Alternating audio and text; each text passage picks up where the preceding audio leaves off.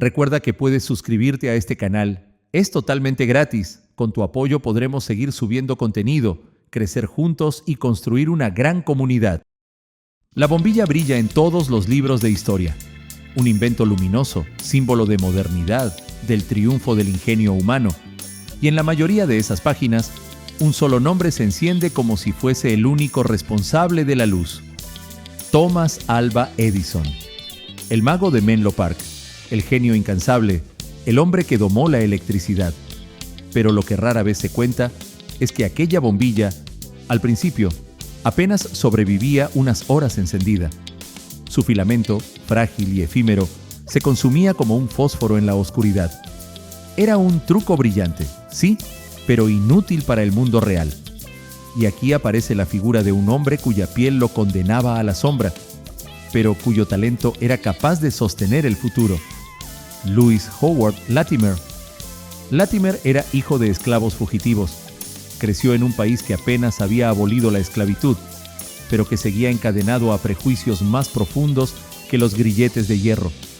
En las calles, los carteles «Solo para blancos» eran tan comunes como las farolas de gas que iluminaban las noches. En ese mismo país, Edison fundaba su laboratorio, rodeado de periodistas que lo proclamaban como el nuevo Prometeo. Latimer, en cambio, no tenía ni fama ni fortuna. Si te gusta lo que ves, dale al botón de suscribir y activa la campanita para ser el primero en enterarte. Tenía un lápiz, un talento formidable para el dibujo técnico y una determinación que había heredado de un padre que escapó de la esclavitud, con las cadenas todavía marcadas en la piel. Imagina a Louis, un joven de 20 años, sentado en una oficina modesta en Boston, inclinado sobre un escritorio de madera. Sus manos morenas se mueven con precisión, trazando líneas que darán forma a máquinas invisibles. No es ingeniero, porque las universidades lo excluyen. No es inventor reconocido, porque el color de su piel no cabe en los titulares. Pero cada línea que dibuja es una puerta que abre en secreto hacia el futuro. Mientras Edison construía su mito a plena luz del día, Latimer tejía, desde las sombras, los hilos que sostendrían la lámpara del mañana. Louis Howard Latimer nació en 1848 en Chelsea, Massachusetts, en una casa que respiraba tanto miedo como esperanza. Su padre, George Latimer, había sido esclavo en Virginia. Una noche, cuando la luna aún no había alcanzado su cenit, huyó con su esposa, Rebecca, hacia el norte, dejando atrás el látigo, los campos y el destino marcado. Pero escapar no significaba ser libre. Boston, ciudad de ideas ilustradas y discursos abolicionistas, también estaba atravesada por las redes de cazadores de esclavos. George Latimer fue arrestado poco después de llegar. El caso sacudió a la opinión pública. Multitudes de afroamericanos y blancos abolicionistas se organizaron en su defensa. Los periódicos hablaron del caso Latimer y finalmente George logró su libertad gracias a una ola de solidaridad. Louis creció escuchando esa historia, con la certeza de que cada paso suyo era posible, porque otros habían arriesgado la vida antes que él. La infancia, sin embargo, no fue fácil. Su familia era pobre, las oportunidades escasas. A muy temprana edad, Louis debió trabajar para aportar en casa. No había lujos ni tiempo para soñar con universidades. Esas puertas estaban cerradas para los niños negros. Pero había algo que brillaba en él desde pequeño: la curiosidad por los objetos, las máquinas, las formas. Le fascinaba dibujar, copiar con lápiz los engranajes de relojes rotos, las cerraduras oxidadas, cualquier cosa que pudiera abrir y volver a armar. En un país que recién había abolido la esclavitud en los papeles, pero donde la segregación crecía como una mala hierba, esa habilidad se convirtió en su salvación. Porque mientras la sociedad le negaba títulos y diplomas, su lápiz podía darle algo que nadie podía arrebatarle: una voz en el lenguaje de los inventores. En 1864, cuando apenas tenía 16 años, Louis se enlistó en la Marina de la Unión para pelear en los últimos años de la Guerra Civil. Fue cocinero, asistente, aprendiz de todo. No luchó en las batallas más famosas, pero aprendió disciplina, precisión y, sobre todo, la idea de que un hombre podía reinventarse incluso en medio del caos. Al regresar, buscó trabajo donde pudo. Entró a una firma de abogados de patentes en Boston como chico de limpieza y mensajero. Era un empleo gris, con largas horas y un sueldo escaso. Pero Latimer tenía un plan secreto. Cada vez que podía, observaba a los dibujantes que trazaban planos de máquinas para los inventores que desfilaban por la oficina. Observaba cómo inclinaban el compás, cómo medían proporciones, cómo convertían ideas abstractas en líneas perfectas. Una noche, al terminar la jornada, tomó lápiz y papel y empezó a imitar esos dibujos. Falló una y otra vez, pero no se rindió. Sus compañeros blancos se sorprendieron. Aquel chico moreno que limpiaba escritorios pronto hacía bocetos casi tan precisos como los suyos. Su talento era demasiado evidente como para ocultarlo. Con esfuerzo, Latimer ascendió de mensajero a dibujante técnico. Ese salto, en una época donde las barreras raciales parecían indestructibles, fue monumental. Y lo hizo no con discursos, sino con paciencia, con líneas que hablaban por él. Cada trazo era una estrategia silenciosa. Si el mundo le negaba un asiento en la mesa de los inventores, él se infiltraría por los bordes, volviéndose indispensable. El destino golpeó a su puerta en la forma de un joven profesor escocés llamado Alexander Graham Bell. Bell soñaba con transmitir la voz humana a través de hilos eléctricos. Tenía la idea, pero necesitaba planos claros, presentables, capaces de resistir el escrutinio de la oficina de patentes. Fue Latimer quien tomó los bocetos rústicos de Bell y los transformó en dibujos técnicos impecables. Gracias a esos planos, la patente del teléfono fue aceptada. Sin el trabajo invisible de Latimer, Bell quizá habría quedado atrapado en disputas legales interminables. Pero, ¿salió el nombre de Louis Latimer en los periódicos que celebraron el nacimiento del teléfono? No, la sociedad no estaba lista para aceptar que un hombre negro había jugado un rol esencial en el invento más revolucionario de la comunicación. Latimer lo entendió y, en lugar de frustrarse, redobló su apuesta. Cada nuevo invento en el que participaba lo hacía con la misma convicción. El reconocimiento podía esperar, pero la contribución quedaría grabada en la historia, aunque fuera en tinta invisible. A finales de la década de 1870, Thomas Edison ya era un nombre que resonaba en Nueva Jersey y más allá. Menlo Park se había convertido en el laboratorio de los milagros. Un lugar donde el humo de las lámparas de gas se mezclaba con ideas, experimentos y un entusiasmo casi obsesivo por iluminar el mundo. Edison trabajaba sin descanso, rodeado de asistentes, probando filamentos de todos los materiales imaginables: algodón, lino, bambú, madera carbonizada. Cada prototipo prometía y fracasaba en cuestión de horas. La prensa lo celebraba como el genio que derrotaba la oscuridad, aunque la verdad era que las bombillas se quemaban con la misma rapidez con que nacían. Y allí es donde Louis Latimer entra en escena, aunque todavía en los márgenes. Para él, Menlo Park no era un laboratorio, sino una oportunidad silenciosa. Sabía que la persistencia y la precisión podían abrir puertas que la sociedad racialmente segregada mantenía cerradas.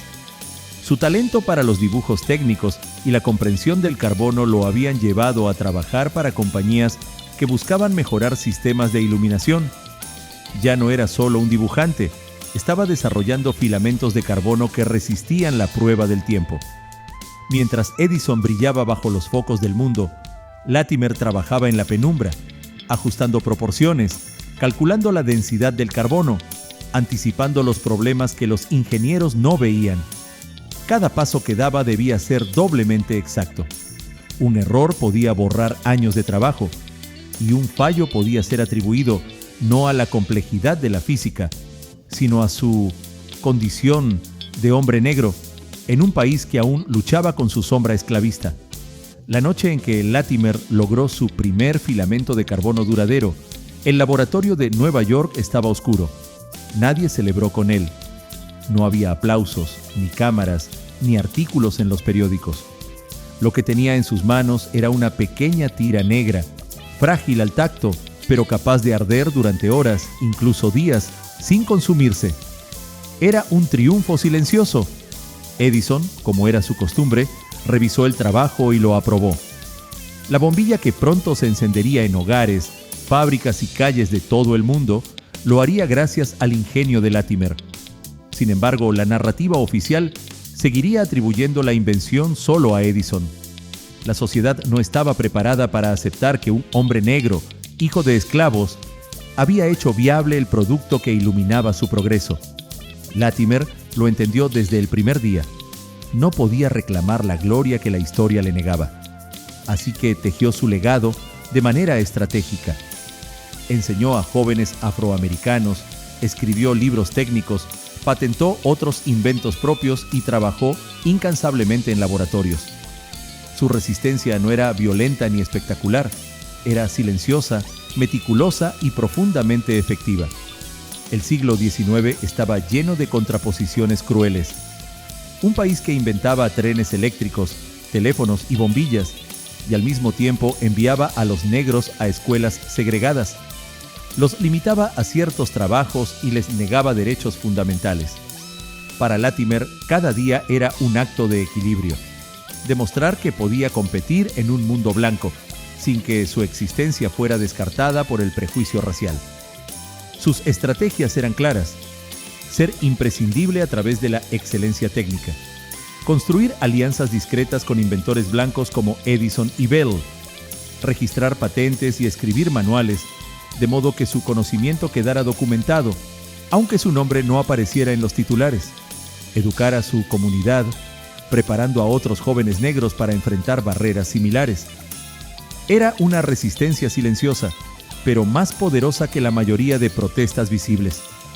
Latimer entendió que la luz que él ayudaba a crear podía simbolizar la libertad que aún le negaban a su gente. Louis Latimer vivió hasta 1928 y aunque nunca obtuvo la fama de Edison, dejó un legado profundo. Dibujos y diseños que hicieron posible la bombilla práctica. Un manual de iluminación incandescente que se convirtió en referencia para ingenieros. Una vida dedicada a abrir caminos para aquellos que, como él, crecieron en la sombra de la discriminación. Y mientras Edison era recordado como el genio de Menlo Park, Latimer permaneció en segundo plano, su contribución invisibilizada por décadas. Solo más tarde, historiadores y museos empezaron a reconocer su papel.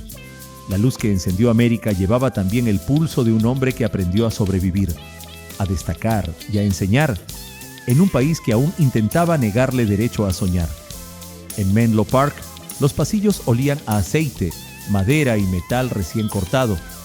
Edison caminaba de un laboratorio a otro, con su habitual impaciencia.